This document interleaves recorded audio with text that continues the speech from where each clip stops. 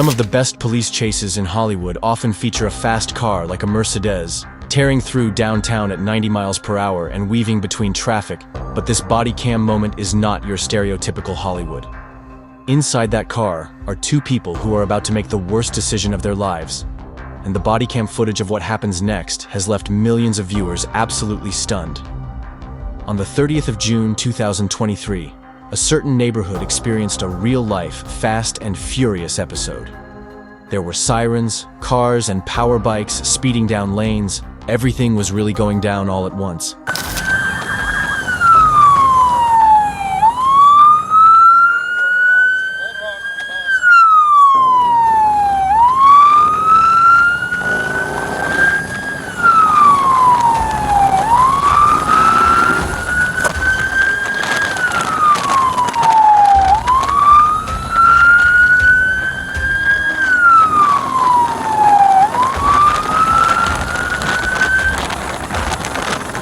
It took a while, but the police were finally able to catch up to the runaway Sienna, and they too couldn't believe that it was a skinny man and his girlfriend who had them on hot pursuit. You'd expect to find some hardened criminals or experienced car thieves behind the wheel. After the chase came to an end, the couple were pinned down to the grass with multiple officers surrounding them. They most definitely did not like the idea of another race and were making sure of it.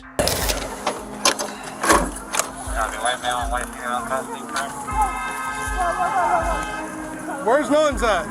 Other side. Other side. I don't know where that is. Oh, there it is. That's fine. I just get set.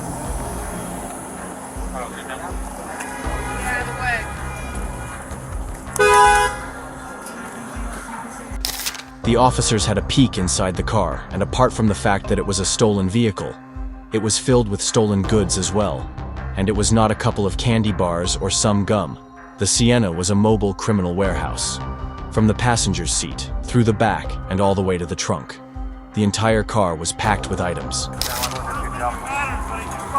You could see the officers switching from pursuit mode into methodical investigation mode, knowing that every step from here on out had to be done by the book.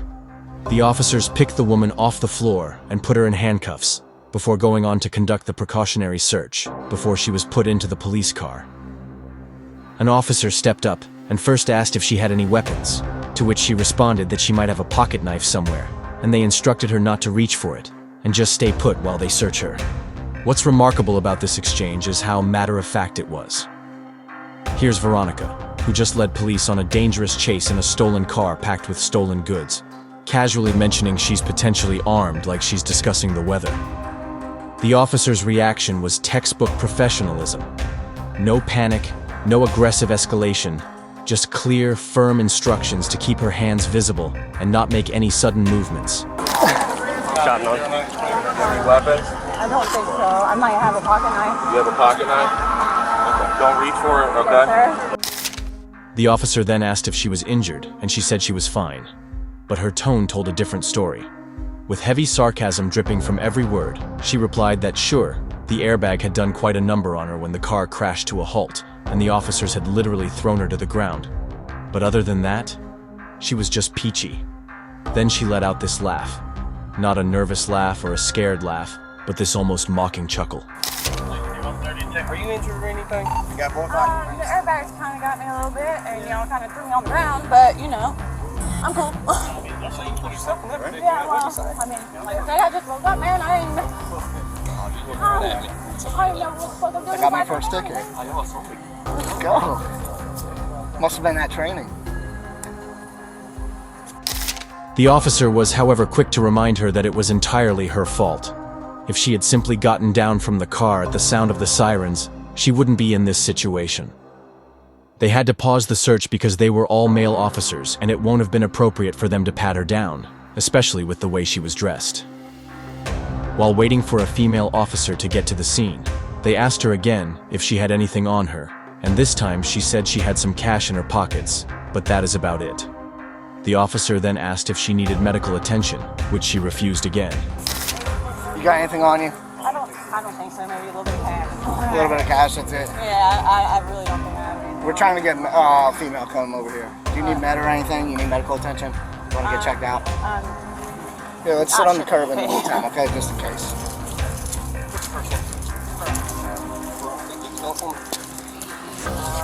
Sit. Say again?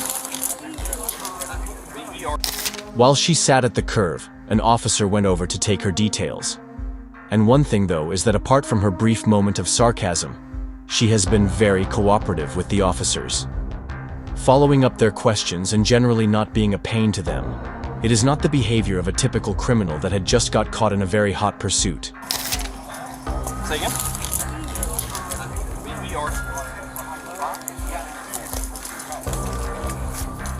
What's your middle name?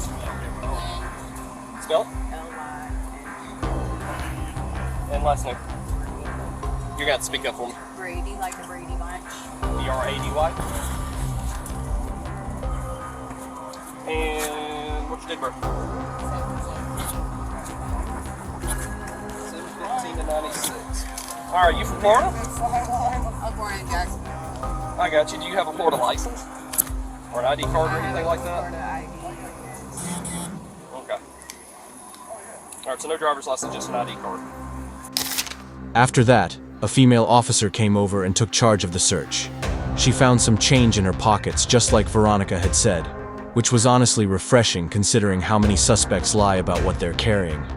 But this was just the beginning of what would turn out to be one of the most thorough pat-downs you'll ever see on body cam footage. Appears to be on us.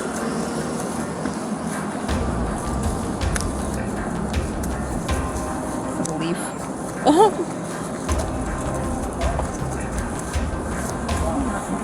You said there might be cash in here? Yeah. Cash, a couple sockets. Lottery tickets. I ain't even got cash. I'm broke and I thought I would. That's crazy.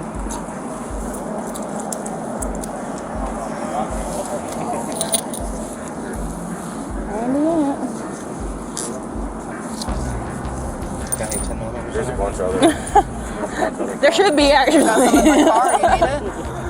It's like there's always going missing. That part.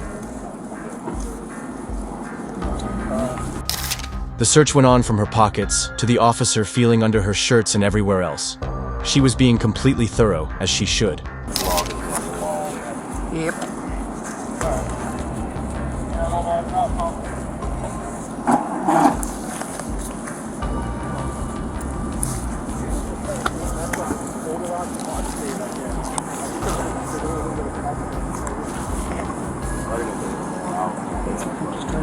Yeah, you're good. You're good.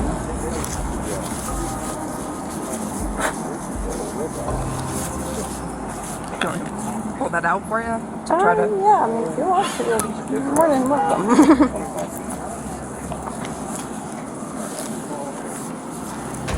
After the search, she was finally police car ready, so they escorted her to the car. But just as she was about to get in and comfy, the female officer reappeared on the scene and asked Veronica to take off her shoes. She had apparently missed it the first time and was not willing to take any chances.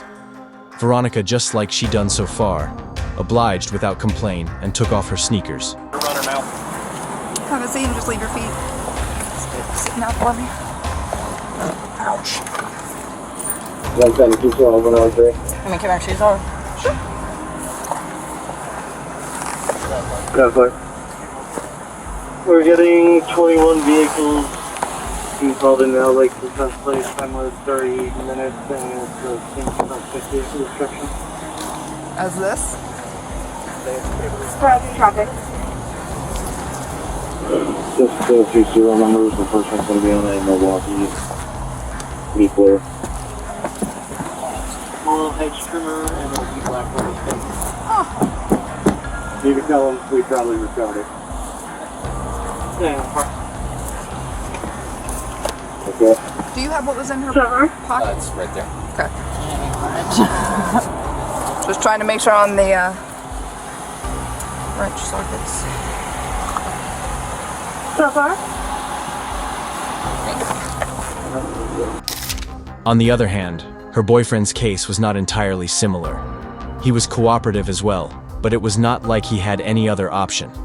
By the time the cops found him, he was in ruins, and his body was covered in bruises and rashes. It was an irritating sight to behold. Is It's twisted on me. All right, we can get the cuffs fixed over here, okay? Come this way.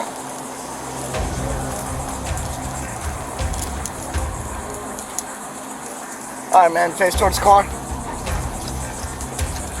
What's the issue? My wrist is twisted. And Yeah, that's how they're designed. yeah, but look, it's backwards, man. Yeah, you see? Every step he took seemed like a monumental effort. His legs were shaking, he was swaying back and forth like he couldn't maintain his balance. And when officers tried to ask him basic questions, his name, his date of birth, if he was injured, the responses that came out were barely coherent mumbles. It was like watching someone who was barely conscious trying to function in the real world. After handcuffing him against the car, he was allowed to go into the car and sit, while one officer went to fetch his sneakers from his car. With the state he was, there was surely little or no threat coming from his end. Start in the back of my car. I think he's already been notified. They realized that they're responding.